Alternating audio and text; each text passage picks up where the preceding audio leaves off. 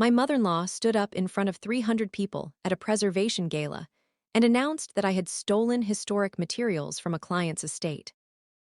She said it with a champagne glass in her hand and a smile on her face, like she was delivering a toast. I didn't flinch. I didn't argue. I just set down my napkin and thought, you have no idea what you just started. That morning, my restoration firm had a 5-star reputation and 11 active contracts across Savannah's historic district. By midnight, someone would try to burn all of it to the ground. What Corrine Ashworth didn't know was that I had been documenting her family's collapse for 6 weeks, and this was the moment she walked straight into the file I'd built. I didn't correct her in front of the room. That was the mistake she never recovered from. My name is Selene Marsh. I'm 33, and I run Marsh & Rowe, an architectural restoration studio that saves old Savannah buildings from the wrecking ball. Cornices, ironwork, plaster ceilings. The bones of houses nobody else wants to touch. I married into the Ashworth family 6 years ago. David, my husband, is gentle in a way his mother never approved of. Corrine runs Ashworth Heritage Properties, a real estate firm that trades on the family name and 3 generations of Savannah social capital. She never forgave me for building something she didn't control. 4 years ago, she offered to buy my company for a fraction of what it was worth, folding it into Ashworth Heritage as a subsidiary with my name scrubbed off the door. I said no. She stopped inviting me to family dinners the following week. David tried to bridge the gap for years. I stopped expecting it to close. So when Corrine and my brother-in-law Preston appeared at the Telfair Preservation Gala, an event I hadn't invited them to, sponsored by a client I'd spent 8 months courting, I knew before she opened her mouth that this wasn't reconciliation. Preston stood behind her holding his phone up, already recording. Corrine's voice carried over the string quartet. She said the state architectural board had received a complaint that I'd salvaged protected millwork from the Calhounrays estate without authorization and resold it through my own showroom. She said it was a shame, watching a young woman throw away her career out of greed. Then she smiled at the room like she'd done everyone a favor. 3 weeks earlier, I would have felt my stomach drop. Instead, I felt something settle into place, cold and clear. I'd already seen the warning signs. I just hadn't known, until that exact second, that they were going to move this fast. The first sign had come 6 weeks earlier, when my shop foreman, Denny, mentioned that someone had used a spare warehouse key to enter after hours. Nothing taken, nothing broken, just moved. A drawer of salvage permits sat 2 inches off its usual position. I assumed a subcontractor. I was wrong. The second sign was a voicemail Preston left me by mistake, meant for someone else, where he referenced the paperwork problem and asked whether she'll notice if the dates get adjusted. I saved it. I didn't confront him. I sat with it. The third sign came from my own accountant, who mentioned in passing that Ashworth Heritage had quietly withdrawn from 2 long-standing bank relationships in Savannah and moved their accounts to a smaller regional lender 2 counties over. Companies don't do that when they're thriving. They do it when they're hiding something from people who already know their numbers too well.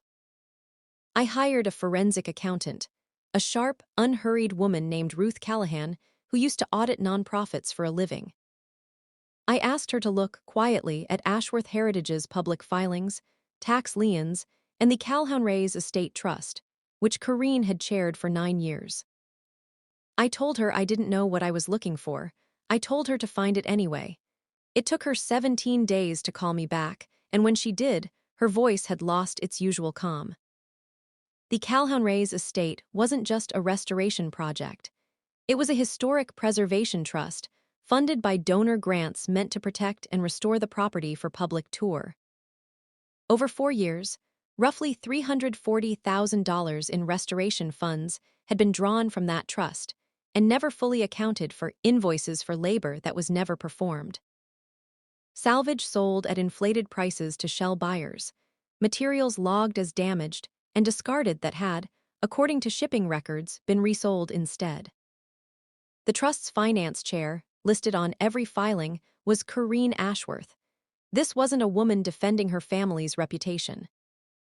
This was a woman 2 audits away from a federal fraud investigation who needed someone else's name attached to the missing materials before anyone came looking. My warehouse key. My salvage permits. My reputation, dated and stamped to match her missing paper trail. I wasn't her enemy. I was her alibi.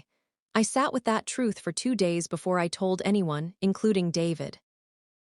I became 2 people that week. One made dinner and asked about his mother's garden club luncheon. The other sat up past midnight cross-referencing shipping manifests with Ruth, building a timeline no one could argue with later. I didn't confront Corrine. I let her believe her plan was working. 3 days after the gala, the smear campaign started in earnest. A wave of 1-star reviews hit my studio's page overnight, all citing the same phrase, stolen historic materials, worded too similarly to be organic. My insurance broker called, nervous, asking about the state complaint. A local design blog ran an item titled Preservation Darling under investigation, quoting an anonymous source close to the Ashworth family. Then Preston posted the video from the gala, cropped to cut Corrine's accusation but keep my silence, captioning it, "Some people can't even deny it." It hit 40,000 views by Thursday morning. My phone didn't stop buzzing. 2 clients quietly paused their contracts pending clarification. I let it run for 1 more week. Anger is useful only when it's aimed. Mine had a target now, and I wasn't going to waste it screaming into a comment section. The break came on a Tuesday, the way most arrogant mistakes do, because someone got comfortable. Preston, apparently proud of himself, called Denny directly and offered him cash to say he'd witnessed me removing salvage without documentation. Denny, who'd worked for me for 9 years and hated being lied to more than he hated confrontation, recorded the call on his own phone and brought it to me still shaking. That was the piece, Ruth, and I had been waiting for, a live, current attempt to manufacture false testimony, laid directly on top of a 4-year paper trail of missing trust funds. Ruth finished the forensic report that weekend. $340,000 unaccounted for, 11 falsified invoices, 3 shell resale accounts traced back to a PO box registered to Preston's name. I called my attorney, Marisol Vega, on Sunday night. She read through everything twice, then asked me the same question Sterling might have asked in someone else's story. Did I want to go straight to the state board and the DA? Or did I want one more conversation first? I told her I wanted them to walk into a room believing they'd won. Marisol drafted a short, polite letter to Corrine, requesting a private meeting to resolve the misunderstanding and discuss a settlement regarding the complaint. No threats. No hint of what we had, just enough warmth to make her lower her guard. She took the bait in under 6 hours. The meeting was set for the following Thursday morning, at my studio's private conference room, the one place she'd never once complimented, always calling it quaint in that voice that meant small. I let her pick the terms. She wanted David there too, to keep things civil. I agreed. He deserved to hear this from me before he heard it from anyone else. Corrine arrived Thursday with Preston and their own attorney, a stiff, overly confident man named Holloway who kept glancing at his watch like he had somewhere better to be. Corrine sat down across from me in her cream suit, folded her hands, and said she was glad I'd come to my senses. I slid the first folder across the table. Inside were the trust's public filings, next to Ruth's line-by-line reconciliation, the missing $340,000 highlighted in yellow down 11 pages.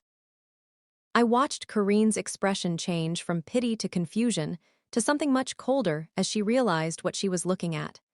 Holloway reached for the folder. I slid the second one instead, the shipping manifests, the falsified damage reports, the PO box under Preston's name receiving payment for salvage that was supposedly discarded. Preston's jaw tightened. He didn't say anything yet. He was still doing the math on how much I actually had. "This isn't a misunderstanding," I said. "This is a trust you drained for 4 years, and you needed my name on the missing inventory before the state audit caught up to you. Corrine recovered fast, the way people like her always do.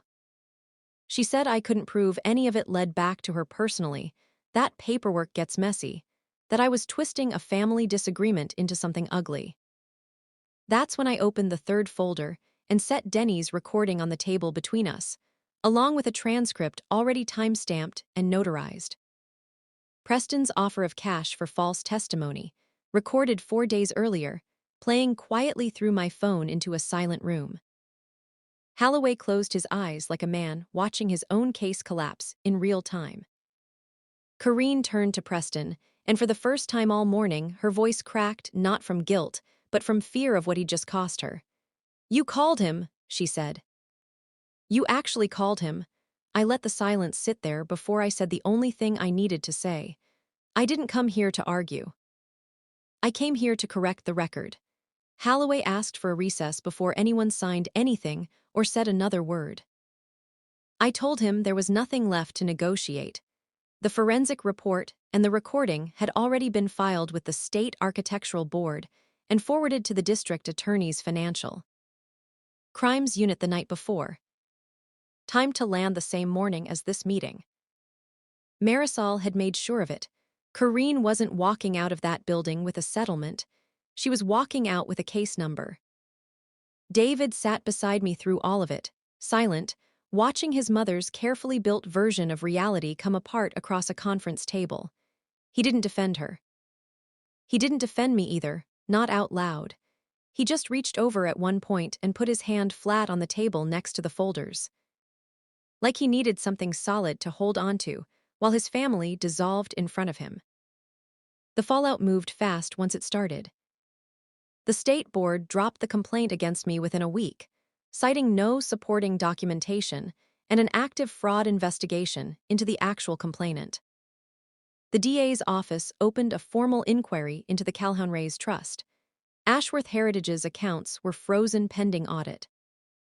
The Calhoun family, furious at learning their donor funds had been drained for years, filed a civil suit of their own, naming Corrine directly. Preston was charged with witness tampering within 10 days, the recorded call forming the backbone of the case. He lost his real estate license before the year was out.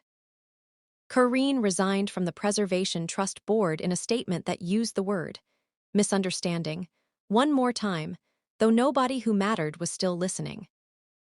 The Ashworth name, once stamped on every historic marker in the district, started coming off plaques within the month, quietly. The way institutions remove things they no longer want associated with them. My studio's reviews recovered faster than I expected once the local paper ran the real story, the one with Ruth's numbers, and the state's own filing confirming the fraud. 2 of the clients who'd paused their contracts came back within a month, one of them apologizing in person. I didn't need the apology. I needed the work, and the work came back on its own once the truth did. David moved out for a while, not because of anything I did, but because he needed distance from what his mother had built her whole identity on. We talk most days. I don't know yet what our marriage looks like on the other side of this, and I've stopped pretending I need to know right now. Some things you rebuild slowly, the same way I rebuild a house, one honest board at a time, never covering rot with fresh paint. What I know for certain is this: I didn't scream in that gala hall, and I didn't scream in that conference room either. I let the paperwork do what paperwork always does when it's true. It doesn't raise its voice, and it doesn't need to. Corrine spent 4 years believing that a good enough performance could outlast a real accounting. She was wrong, and the difference between us in the end wasn't power or money. It was patience. I still walk past the Calhoun Rays estate most mornings on my way to the studio. The scaffolding's coming down soon, under a new trust administrator who actually reads the invoices. I stop sometimes and look at the cornice work my crew restored last spring, the same millwork I was once accused of stealing. And I think about how close I came to losing everything to a lie built on my own good name. If you were sitting across that table from someone who tried to destroy your reputation to save their own, Would you have confronted them the moment you found out? Or would you have waited? The way I did, until the proof could speak for you.